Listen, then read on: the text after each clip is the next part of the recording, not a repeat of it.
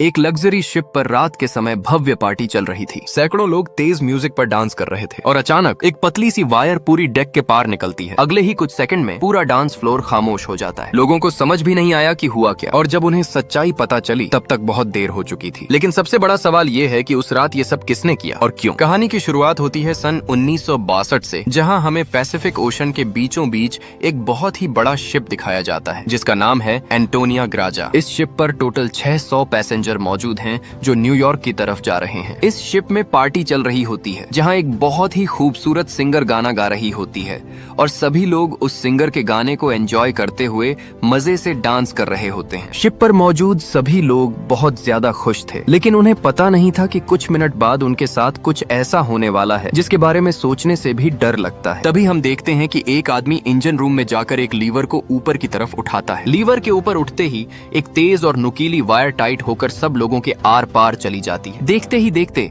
सब लोगों के बॉडी के 2 टुकड़े होने लगते हैं। यह एक बहुत ही दर्दनाक माहौल था जहां चारों तरफ खून ही खून फैला हुआ था। एक बच्ची जिसका नाम केटी है वो बच जाती है क्योंकि उसकी हाइट कम थी, जिस वजह से वायर उसके सिर के ऊपर से होता हुआ गुजर जाता है। इसके बाद हमें 40 साल बाद दिखाया जाता है जहां हम कुछ लोगों को देखते हैं जो एक टगबोट की मदद से एक बड़े शिप को खींच कर ले जा रहे होते हैं। तभी अचानक वो पुराना शिप डूबने लगता है। यह देखकर ग्रुप का लीडर अपनी टीम में से एक लड़की जिसका नाम मर्फी है उसे उस पुराने शिप पर भेज देता है ताकि मर्फी उस पुराने शिप को जिस वायर से बांध कर ले जाया जा रहा था उसे आजाद कर दे, वरना अगर यह पुराना शिप डूब गया तो उसके साथ साथ इनकी यह टगबोट भी डूब जाएगी। मर्फी जब उस पुराने शिप पर पहुंचती है तो उसे पता चलता है कि पुराने शिप के निचले हिस्से में दरार पड़ चुकी है जिससे शिप में तेजी से पानी भर रहा है और अगले 5 मिनट में यह शिप पानी में डूब जाएगा। मर्फी ये बात अपनी टीम के लीडर को बताती है। यह सुनकर टीम का लीडर मर्फी को ऑर्डर देता है कि जिस वायर से हम इस शिप को खींच रहे हैं उस वायर को आजाद करो और फौरन वहां से निकलकर हमारे पास टगबोट पर पहुंचो क्योंकि हम इस पुराने शिप को छोड़कर जाने वाले हैं। तभी टीम के 2 और साथी भी मर्फी के पास पहुंच जाते हैं और वो भी मर्फी को बाहर निकालकर शिप को छोड़ने के लिए कहते हैं। लेकिन इस शिप को ढूंढने में उन्हें 3 महीने लगे थे, जिस वजह से मर्फी इतनी आसानी से शिप को छोड़कर नहीं जाने वाली थी। वो शिप को बचाने के लिए नीचे पानी में कूद जाती है, जिसे देखकर ऊपर बैठे 2 साथी भी औजार लेकर मर्फी के पीछे कूद जाते हैं। ये तीनों जैसे तैसे करके शिप के डूबने से पहले ही उसकी दरार पर वेल्ड करके शिप को डूबने से बचा लेते हैं और इस शिप को ये लोग मार्केट में बेचकर बहुत सारा पैसा बना लेते हैं और यह पैसा टीम का लीडर सभी लोगों में बराबर बराबर बांट देता है। एक आदमी जिसका नाम जैक है वो इन लोगों पर काफी देर से नजर रखे हुए था और इन सब की बातें सुन रहा था। उसे पता चल गया कि ये लोग समुद्र में जो शिप गायब हो जाते हैं उन शिप्स को ढूंढ निकालकर मार्केट में बेचकर पैसा कमाते हैं। जैक नाम का वो आदमी इनके पास आता है और इस टीम के लीडर को एक शिप के बारे में बताता है जिसमें खजाना छुपा हुआ है। जैक असल में उस शिप की बात कर रहा था जिसे 40 साल पहले एक अनजान आदमी ने लीवर खींचकर सब लोगों को मार दिया था। टीम के लीडर ने भी उस 40 साल पहले गायब हुए एंटोनिया ग्राजा नामी शिप के बारे में सुना था। टीम का लीडर कहता है कि इस शिप को बहुत से लोगों ने ढूंढा पर आज तक वो शिप किसी को भी नहीं मिला। जैक टीम के लीडर से कहता है कि मुझे पता है कि वो शिप समुद्र के किस हिस्से में है। अगर हम इस शिप को लाकर मार्केट में बेचेंगे तो हम रातों रात अमीर हो जाएंगे। पैसों का नाम सुनते ही ग्रुप के सारे लोग इस मिशन के लिए तैयार हो जाते हैं और अगले ही दिन ये लोग अपनी टगबोट में उस एंटोनिया ग्राजा नाम की शिप को ढूंढने निकल पड़ते हैं। कई दिनों के सफर के बाद ये लोग समुद्र के एक बहुत ही वीरान जगह पर पहुंच जाते हैं जहाँ टीम के एक आदमी को किसी शिप के आसपास होने का सिग्नल मिलता है। ये लोग समझ जाते हैं कि वह शिप जो आज से 40 साल पहले खो गया था वह यहीं कहीं पर है। थोड़ा ही आगे बढ़ने पर इनके सामने एक बहुत ही बड़ा शिप आ जाता है। ये वही शिप है जिसे हमने कहानी की शुरुआत में देखा था और ये शिप पिछले 40 सालों से समुद्र में गायब था। इस शिप को देखकर ये सभी लोग बहुत ज्यादा खुश हो जाते हैं और उन्हें लगता है कि इस शिप को बेचकर ये लोग माला माल हो जाएंगे। अब टीम का लीडर 2 लोगों को टगबोट पर ही रहने के लिए कहता है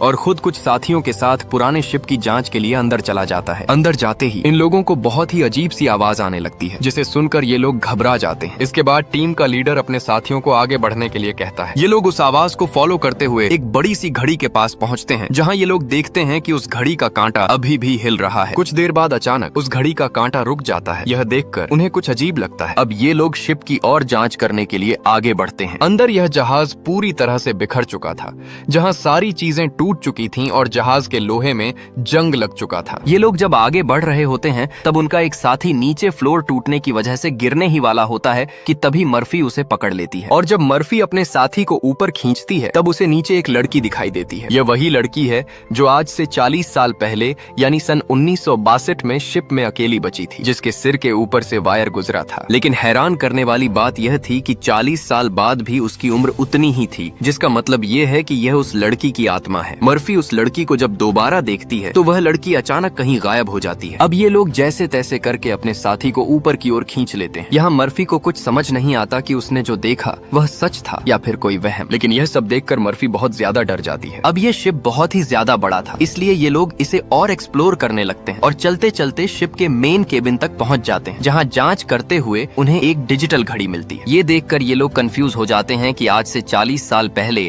इस तरह की डिजिटल घड़ियां नहीं हुआ करती थीं। और इस घड़ी को देखकर ये लोग समझ जाते हैं कि जरूर हमसे पहले भी यहाँ कुछ लोग आ चुके हैं। इसके बाद ये सब वापस अपनी टगबोट पर आते हैं और टीम का लीडर डिसाइड करता है कि अगले दिन हम इस शिप को टगबोट से बांध कर ले जाएंगे। अगली सुबह उन्हें पता चलता है कि शिप में एक बहुत बड़ा होल है, जिसकी वजह से धीरे धीरे शिप पानी में डूब रहा है। टीम का लीडर कहता है कि इस हालत में शिप को टगबोट से बांध कर ले जाना नामुमकिन है, क्योंकि शिप में ढेर सारा पानी जमा हो चुका है। पानी की वजह से शिप का वजन कई गुना बढ़ चुका है, इसलिए इस पुराने शिप को टगबोट से बांध कर ले जाना एक बेवकूफी होगी। अब ये लोग डिसाइड करते हैं कि पहले हम शिप के होल को वेल्ड करके बंद करेंगे और फिर शिप के अंदर मौजूद सारा पानी निकाल कर इसे टगबोट से बांध कर ले जाएंगे। कैप्टन की बात सबको ठीक लगती है, जिसके बाद ये सभी अपने अपने काम पर लग जाते हैं। कुछ साथी शिप के होल को रिपेयर करने में लग जाते हैं और कुछ शिप के अंदर मौजूद खजाना ढूंढने में लग जाते हैं। मर्फी खजाने की जांच में आगे बढ़ते हुए एक स्विमिंग पूल के पास पहुंचती है। स्विमिंग पूल को देखकर वह हैरान रह जाती है, क्योंकि स्विमिंग पूल पर ढेर सारे गोलियों के निशान थे। अब वह स्विमिंग पूल से जब ऊपर की तरफ आ रही होती है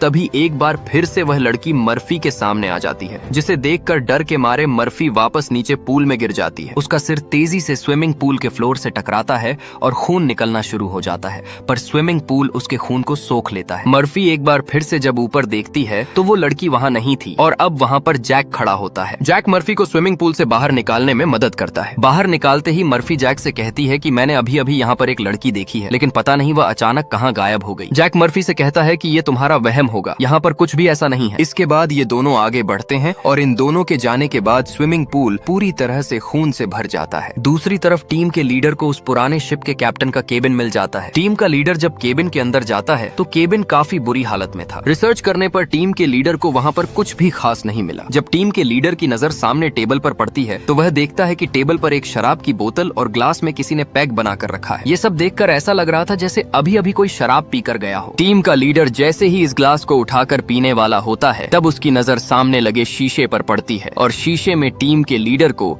इस पुराने शिप का कैप्टन दिखाई देता है। यह देखकर टीम का लीडर बहुत ज्यादा डर जाता है और उसके हाथ से शराब का ग्लास गिरकर टूट जाता है और टीम का लीडर डर के मारे वहाँ से निकल जाता है। इस शिप पर सभी के साथ अजीब और गरीब इंसिडेंट हो रहे थे। टीम का एक साथी जिसका नाम मार्क है, उसे शिप पर किसी लेडी सिंगर के गाने की आवाज सुनाई देने लगती है। वह उस आवाज को फॉलो करते हुए शिप के ग्राउंड एरिया में पहुंच जाता है, जहां पर वह लेडी सिंगर भी मौजूद होती है। ये वही सिंगर थी जिसे हमने कहानी की शुरुआत में देखा था। दूसरी तरफ मर्फी और जैक आगे बढ़ते हुए लॉन्ड्री रूम से बाहर जाने वाले गेट को जैसे ही खोलते हैं तभी अंदर जमा हुआ सारा पानी उनके ऊपर आ जाता है, जिसमें कई सारे लोगों की डेड बॉडीज थी। मर्फी और जैक डर के मारे वहाँ से आगे बढ़ने लगते हैं। आगे बढ़ते हुए उनके सामने एक केबिन का दरवाजा खुलता है। अंदर जाने पर जैक को एक बहुत ही लग्जरी कार मिलती है, जिसे देखकर वह बहुत खुश होता है, पर मर्फी को यहाँ कुछ गड़बड़ महसूस होता है, इसलिए वह जल्दी ही यहाँ से निकलना चाहती थी। तभी एक दूसरे रूम से उन्हें कुछ हिलता हुआ नजर आता है। जब ये दोनों उस चीज के करीब आते हैं और उसके ऊपर रखा हुआ सामान हटाकर देखते हैं तो उनकी आंखें खुली की खुली रह जाती हैं, क्योंकि वहाँ पर सोने से भरा हुआ एक बॉक्स पड़ा था। यह देखकर मर्फी अपने बाकी साथियों को तुरंत बुला लेती है और जब सब यहाँ पहुँचते हैं तो सामान हटाने पर उन्हें इसी तरह के 9 बॉक्स मिलते हैं और हर एक बॉक्स में 28 गोल्ड प्लेट पड़ी हुई थी, जिसे देखकर सभी की खुशी का ठिकाना नहीं रहता, क्योंकि ये सभी रातों रात अमीर हो गए। इतने बड़े खजाने को ढूंढने के बाद ये लोग डिसाइड करते हैं कि इस शिप को यहीं छोड़ देंगे और सिर्फ सोना यहाँ से लेकर जाएंगे। इसके बाद ये लोग सारा का सारा गोल्ड अपनी टगबोट पर रख लेते हैं और अब ये लोग यहाँ से निकलने की तैयारी करते हैं। टगबोट को चलाने वाला कैप्टन बोट को स्टार्ट करने के लिए इंजन की सफाई करने लगता है और तभी हमें दिखाया जाता है कि टगबोट में रखा गया सिलेंडर का वॉल्व अपने आप खुल जाता है, जिससे हवा में गैस फैलना शुरू हो जाती है। वहीं मर्फी एक बार फिर से उसी लड़की को देखती है जो उसकी तरफ तेजी से भागती हुई आ रही होती है, जैसे वह मर्फी को कोई बात बताना चाहती हो, पर तभी उसे कोई पकड़कर नीचे धकेल देता है। और जैसे ही टगबोट का कैप्टन इंजन को ऑन करता है, तभी सिलेंडर से निकली गैस की वजह से पूरी बोट में एक बहुत ही बड़ा ब्लास्ट होता है, जिसमें टगबोट का कैप्टन मारा जाता है। अब ये लोग समुद्र के बीचों बीच एक सुनसान शिप पर फंस चुके थे। ये सभी लोग बहुत ज्यादा परेशान होते हैं, क्योंकि उनके पास जो यहाँ से निकलने का जरिया था वह पूरी तरह से तबाह हो चुका था। इनका एक साथी जिसका नाम मार्क है, वो अपनी गर्लफ्रेंड की फोटो देखकर बहुत ज्यादा परेशान हो जाता है, क्योंकि 2 हफ्ते बाद उनकी शादी होने वाली थी और अब उसे लगता है कि वो कभी भी यहाँ से बचकर नहीं जा पाएगा। परेशानी में मार्क वहाँ रखी कई साल पुरानी शराब पीने लगता है। दूसरी तरफ मर्फी भी कंफ्यूज है कि उसे बार बार वह लड़की क्यों दिखाई दे रही है, इसलिए मर्फी उस लड़की के बारे में जानने की कोशिश करती है। वह शिप के डेटा में पैसेंजर्स के नाम चेक करती है,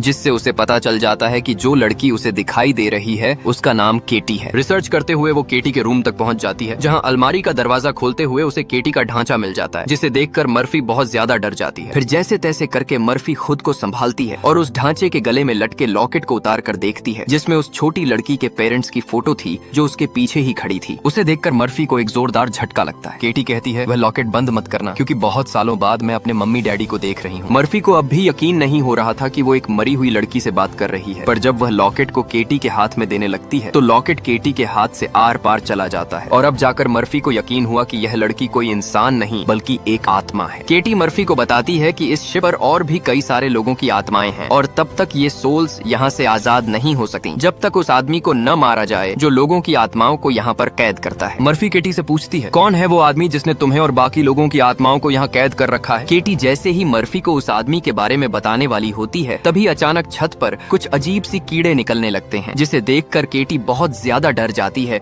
और वह मर्फी से कहती है, जल्द से जल्द इस शिप से तुम लोग निकल जाओ, वरना तुम लोग मारे जाओगे। इसके बाद केटी गायब हो जाती है। दूसरी तरफ मार्क ने पूरी शराब पी ली और उसे चक्कर आने लगे। उसके आसपास पड़ी सभी टेबल और कुर्सियां हिलने लगती हैं। देखते ही देखते सब कुछ रिपेयर होकर नया हो गया, और आज से 40 साल पहले जो लोग इस शिप में मारे गए थे वह दोबारा मार्क के सामने जिंदा खड़े हो गए। मार्क बीच में खड़ा था, जिसके चारों तरफ लोग उसके लिए तालियां बजाने लगे। शुरू में तो मार्क को भी कुछ अजीब लगता है, लेकिन फिर वह सोचता है कि यह सब शराब का कमाल है। अगले ही पल वह लेडी सिंगर मार्क के करीब आ गई और वह मार्क के साथ इंटीमेट होने लगी। लेडी सिंगर पूरी तरह से मार्क को अपने वश में करके अपने पीछे लगा देती है। मार्क भी बिना कुछ सोचे समझे उसके पीछे जाने लगा। बेवकूफ मार्क को पता ही नहीं चलता कि यह सिंगर उसे एक ट्रैप में फंसा रही है। वह लेडी सिंगर फ्लोर के किनारे पर खड़ी होकर मार्क को बुलाने लगी है। मार्क इस सिंगर को हासिल करने के चक्कर में फ्लोर से नीचे गिरकर मारा जाता है। वहीं हमें टीम का लीडर दिखाया जाता है, जो इस पुराने शिप के कैप्टन के रूम में बैठा होता है। तभी वह देखता है कि शराब की बोतल अपने आप ही सरकने लगी। कुछ देर बाद उसके सामने इसी शिप के कैप्टन की आत्मा आ जाती है। यह देखकर टीम का लीडर काफी ज्यादा घबरा जाता है। तब शिप का कैप्टन उसे ग्लास में शराब डालकर पीने के लिए देता है। साथ ही वह उसे एक फोटो दिखाता है जिसमें एक शिप होता है जिसका नाम लोरली है। कैप्टन बताता है कि आज से कई साल पहले हमारे पास एक आदमी आया था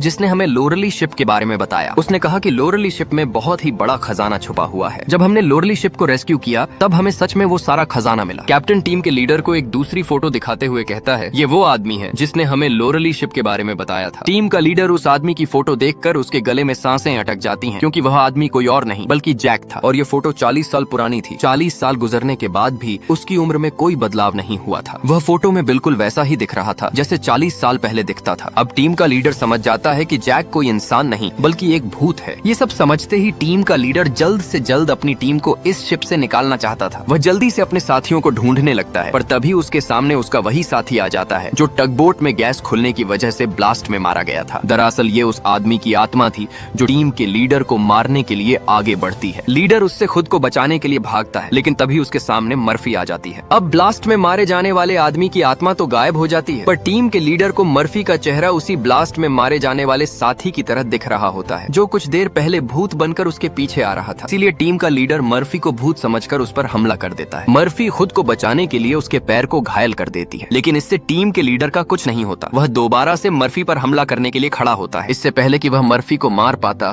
तभी पीछे से जैक आकर लीडर को लोहे की रॉड से सिर पर मारकर बेहोश कर देता है। जैक वही आदमी है जो इन सबको यहाँ लेकर आया था। पूरी टीम में सिर्फ टीम के लीडर को ही पता चला था कि जैक कोई इंसान नहीं बल्कि एक डेमन है, और जैक भी समझ गया था कि टीम के लीडर को उसकी सारी सच्चाई मालूम हो गई है। इसलिए वह टीम के लीडर को अपने रास्ते से हटाने के लिए सबको उसके खिलाफ भड़काता है। वो कहता है, अगर ये दोबारा होश में आ गया तो यह हम में से किसी को नुकसान पहुंचाएगा। सबको जैक की बात ठीक लगती है, इसलिए ये लोग अपने लीडर को एक टैंक में फेंक देते हैं। अब यहाँ से निकलने का कोई और रास्ता न मिलने पर ये लोग प्लान के मुताबिक शिप को रिपेयर करने के काम में लग जाते हैं। जल्द ही शिप में जिस सुरंग से पानी अंदर आ रहा था उस सुरंग को ये लोग वेल्ड कर देते हैं और पंप के जरिए जहाज के अंदर जमा हुआ पानी बाहर निकालने लगते हैं। मर्फी देखती है कि उनका एक साथी जिसका नाम मार्क है वो कहीं भी नहीं दिखाई दे रहा, इसलिए मर्फी उसे ढूंढने निकल पड़ती है। तभी उसके सामने उस लड़की की आत्मा एक बार फिर से आ जाती है जो उसे दिखाती है तुम जिस आदमी को ढूंढ रही हो वह मर चुका है। यह मार्क था जो लेडी सिंगर को पाने के चक्कर में मारा गया था। और अब यह लड़की मर्फी के कंधे पर हाथ रखकर उसे 1962 की उस रात में ले जाती है जहां ये सारा इंसिडेंट हुआ था, जब सबके सब शिप में मारे गए थे। उस रात शिप पर मौजूद सभी लोगों को बहुत ही बेरहमी से मारा गया था और यह सब एक ग्रुप कर रहा था जिसका मकसद था शिप पर मौजूद सारा गोल्ड चुराना। इन लोगों ने कुछ लोगों को खाने में जहर मिलाकर मार डाला, कुछ लोगों को वायर से काटकर उनके 2 टुकड़े कर दिए और कुछ को गोलियों से छलनी कर दिया गया। इनके कहर से केटी भी नहीं बच पाई, उन्होंने केटी को उसके रूम में ले जाकर फांसी पर लटका दिया। इन सब के पीछे थी वही लेडी सिंगर जिसने गोल्ड लूटने के लिए यह पूरा प्लान बनाया था और अपने लोगों की मदद से उसने शिप पर मौजूद सभी लोगों को मार डाला। अब सारा गोल्ड उनके कब्जे में था। शिप का ऑफिसर भी लेडी सिंगर से मिला हुआ था। लेडी सिंगर के एक इशारे पर वह अपने ही साथियों को मार देता है, लेकिन जैसे ही वह मुड़ता है लेडी सिंगर उसे भी गोली मार देती है। लेडी सिंगर को लगता है कि सारा गोल्ड अब उसी का हो चुका है क्योंकि शिप पर मौजूद सभी लोग मारे जा चुके थे। लेकिन यही एंट्री होती है एक ऐसे आदमी की जो इस पूरे गेम का मास्टरमाइंड था और वह लोहे की चेन से लेडी सिंगर को लटकाकर मार देता है। मर्फी केटी की मदद से ये सब देख रही होती है और तभी वह इस गेम के मास्टरमाइंड को भी देख लेती है, जिसे देखकर मर्फी चौंक जाती है क्योंकि वो आदमी कोई और नहीं बल्कि जैक है जो इन्हें गोल्ड का लालच देकर यहाँ पर लेकर आया था। क्योंकि शिप में छेद हो चुका था और वह धीरे धीरे डूब रही थी, इसलिए शिप को बचाने के लिए कुछ ऐसे लोगों की जरूरत थी जो शिप को डूबने से बचा सके। इसीलिए जैक ने चालाकी से इन्हें यहाँ लाया था। अब शिप पूरी तरह से ठीक हो चुकी थी, इसलिए जैक को अब इन लोगों की कोई जरूरत नहीं थी और अब वह इन सबको भी मार डालेगा। यह सब समझते ही मर्फी को याद आता है कि हमने जैक की बातों में आकर अपने लीडर को टैंक में बंद कर दिया था। अब मर्फी अपने लीडर की जान बचाने के लिए उसके पास दौड़कर जाती है, लेकिन अब टैंक में पानी भर चुका था और लीडर की मौत हो चुकी थी। मर्फी अपने लीडर को बचाने के लिए टैंक का कांच तोड़ने की कोशिश करती है, पर टैंक का कांच बहुत ही मजबूत था, इसलिए लाख कोशिश करने के बावजूद भी वह लीडर को नहीं बचा पाई। इसके बाद मर्फी अपने एक साथी के पास आती है जिसका नाम डॉज है। मर्फी डॉज को जैक की सारी सच्चाई बता देती है और कहती है कि जैक जहां भी नजर आए उसे गोली मार देना। मैं अपने एक और साथी को ढूंढने जा रही हूँ। मर्फी के जाने के कुछ देर बाद जैक डॉज के सामने आ जाता है। डॉज जैक से कहता है कि यहीं पर खड़े रहो और अपनी जगह से हिलना मत। यह सुनकर जैक समझ जाता है कि मर्फी ने उसे सारी सच्चाई बता दी है। तब जैक डॉज को बातों में उलझाकर उसकी बंदूक छीनने की कोशिश करता है, लेकिन डॉज जैक की होशियारी समझ जाता है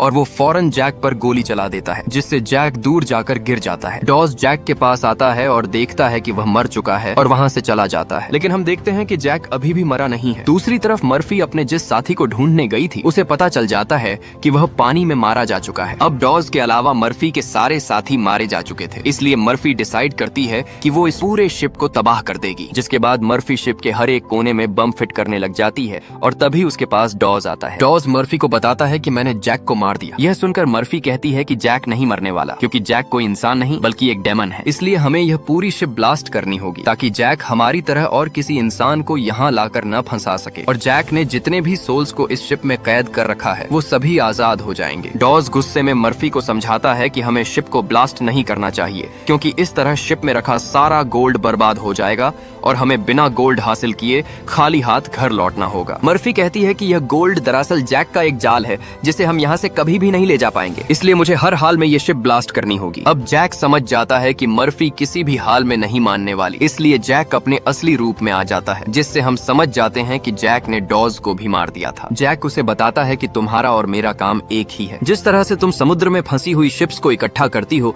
उसी तरह से मैं सोल्स को इकट्ठा करता हूँ। पहले मैं भी इंसान था, लेकिन मैंने बहुत पाप किए जिसके बदले में मुझे यह काम दिया गया और अब मैं सोल कलेक्टर हूँ। जैक मर्फी को एक मौका देता है। वो कहता है कि जाओ, मैं तुम्हें नहीं मारूंगा, लेकिन बदले में तुम्हें इस शिप को ब्लास्ट नहीं करना होगा। लेकिन मर्फी उसकी बात नहीं मानती, जिसके बाद जैक लोहे की रॉड से उस पर हमला कर देता है और मर्फी नीचे गिर जाती है। अब जैसे ही जैक मर्फी को मारने के लिए आगे बढ़ता है तब मर्फी एक तीर चलाकर उस बम वाले रिमोट पर निशाना लगाती है और खुद फौरन पानी में कूद जाती है, जिसके बाद शिप में एक बहुत बड़ा ब्लास्ट होता है। ब्लास्ट की वजह से शिप पानी में डूबने लगती है और मर्फी पानी के अंदर शिप के नीचे फंस चुकी होती है। अब उसे बाहर निकलने का कोई रास्ता नहीं दिखता और उसकी सांसें फूलने लगती हैं। पर तभी वहाँ पर केटी की आत्मा आती है जो मर्फी का हाथ पकड़कर ऊपर का रास्ता दिखाती है। तब मर्फी देखती है कि जैक ने जितने भी सोल्स को कैद कर रखा था वो सभी आजाद हो गए हैं। मर्फी बड़ी मुश्किल से ऊपर सतह पर आ जाती है और वो देखती है कि शिप में जितने भी सोल्स थे वो सब अपनी असली दुनिया में जाने लगे हैं। दरअसल यहाँ जितने भी सोल्स थे वो सभी जैक के गुलाम थे। सिर्फ केटी की सोल